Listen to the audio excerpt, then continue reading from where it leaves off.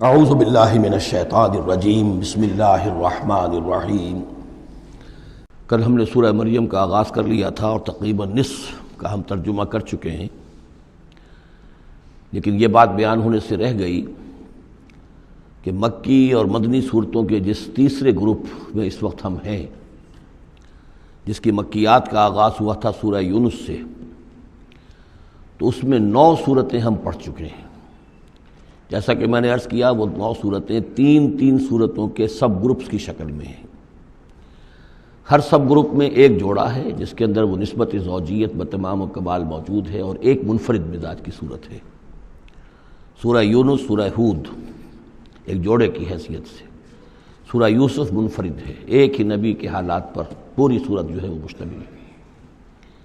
پھر سورہ رعد اور سورہ ابراہیم یہ جوڑے کی شکل میں ہے۔ سورہ حجر یہ منفرد مزاج کی ہے، بلکہ اس پورے گروپ میں یہ اس اعتبار سے قدرے مختلف نظر آتی ہے کہ اس کا انداز جو ہے وہ ابتدائی زمانے کی صورتوں کا ہے، مضامین کی مناسبت بھی انہی سے ہے۔ چھوٹی چھوٹی آیتیں ہیں، ردم جو ہے وہ بہت تیز ہے، صوتی آہنگ بہت نمایاں ہے، ڈیوائن میوزک جو ہے، جو ملکوتی غنا ہے، وہ اس میں بہت نمایاں ہے۔ پھر 3 صورتیں، سورہ نحل سب سے بڑی ہے اس سب گروپ میں، یہ منفرد مزاج کی ہے، لیکن اس کے بعد سورہ بنی اسرائیل اور سورہ کہف یہ ایک نہایت حسین و جمیل جوڑا ہے۔ اب پھر 3 صورتیں جو آ رہی ہیں، سورہ مریم، پھر سورہ طٰہٰ، سورہ انبیاء۔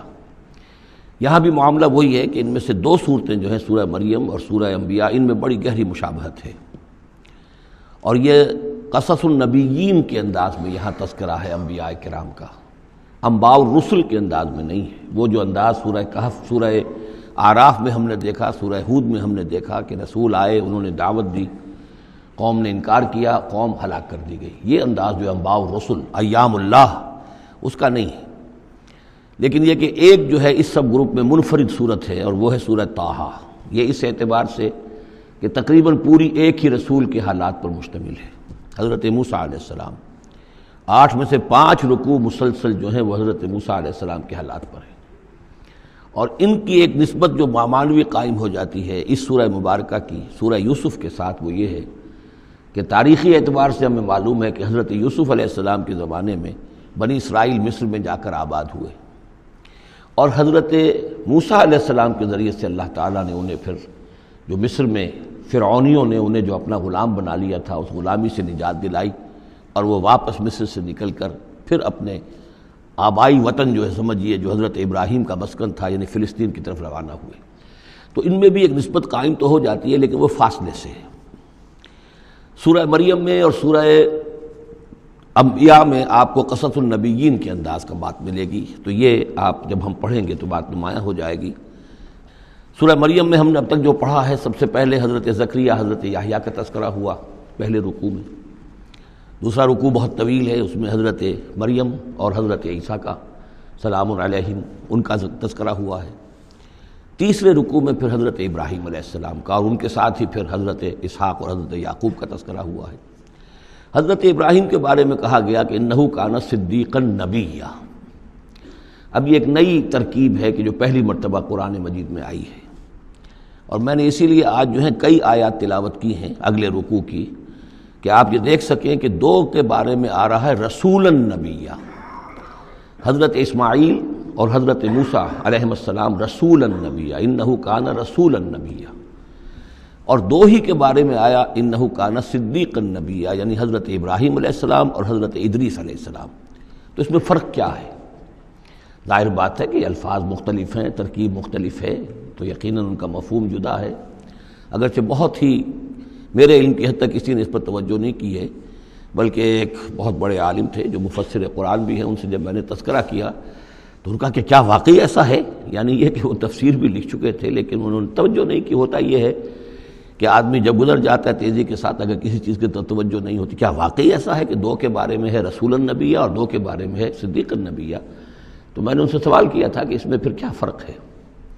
اس کے لیے میں چاہتا ہوں کہ جس حد تک کہ مجھ پر وہ بات اللہ تعالیٰ نے منکشف فرمائی ہے، وہ آپ پر بھی میں آپ کے ساتھ بھی شیئر کروں، کہ یہ جو ہم پڑھ چکے ہیں، ایک تو سورہ فاتحہ میں اہدنا الصراط المستقیم صراط الذین انعمت علیہم، راستہ ان کا ہمیں دکھا اور ان کے راستے پر چلا جن پر تیرا انعام ہوا۔ اس کی وضاحت سورہ نساء میں آئی، وَمَن يُطِعِ اللَّهَ وَالرَّسُولَ فَأُولَٰئِكَ مَعَ الَّذِينَ أَنْعَمَ اللَّهُ عَلَيْهِم مِّنَ النَّبِيِّينَ وَالصِّدِّيقِينَ وَالشُّهَدَاءِ وَالصَّالِحِينَ وَحَسُنَ أُولَٰئِكَ رَفِيقًا۔ یہ منعم علیہم جو ہیں، جن پر اللہ تعالیٰ کا انعام ہوا ہے، یہ جو جماعت ہے منعم علیہم کی، اس کے 4 درجات ہیں۔ اوپر سے چلیں گے تو انبیاء سب سے اوپر ہیں، پھر نیچے ان کے درجہ ہے صدیقین کا، پھر ان سے نیچے شہداء کا، اور پھر بیس لائن سمجھیے کہ وہ صالحین مومنین جو نیک دل مسلمان ہیں، مخلص ہیں، صادق القول ہیں، صادق الایمان ہیں، یہ گویا کہ بیس لائن ہے۔ نیچے سے چلیں گے تو اس بیس لائن سے اگر کوئی شخص ترقی کرے گا تو پھر درجہ اس کے لیے کیا ہے؟ شہادت کا ہے، اس کے اوپر ایک درجہ صدیقیت کا ہے، اور یہ آخری درجہ ہے، اس لیے کہ اس سے آگے نبوت کا جو درجہ ہے وہ اکتسابی نہیں ہے، وہ تو وہبی ہے، اور وہ دروازہ بھی اب بند ہو چکا، وہ ہمیشہ کے لیے وہ آؤٹ آف باؤنڈز ہے، اب نوع انسانی کے لیے وہ نبوت کا دروازہ بند ہو چکا۔ اس صدیقین اور شہداء کے درمیان کیا فرق ہوتا ہے، اس کو اب سمجھ لینا چاہیے، اور اس کو جدید سائیکالوجی کی 2 اصطلاحات کے حوالے سے آپ بڑی آسانی سے سمجھ سکیں گے۔ اللہ تعالیٰ نے عام طور پر انسانوں کو 2 مختلف مزاجوں پر بنایا ہے، ایکسٹروورٹس، انٹروورٹس۔ کچھ لوگ ہوتے ہیں کہ جو باہر کی دنیا سے انہیں زیادہ دلچسپی ہوتی ہے، کچھ کھیل کود میں، سیر میں، باغ، یہ وہ،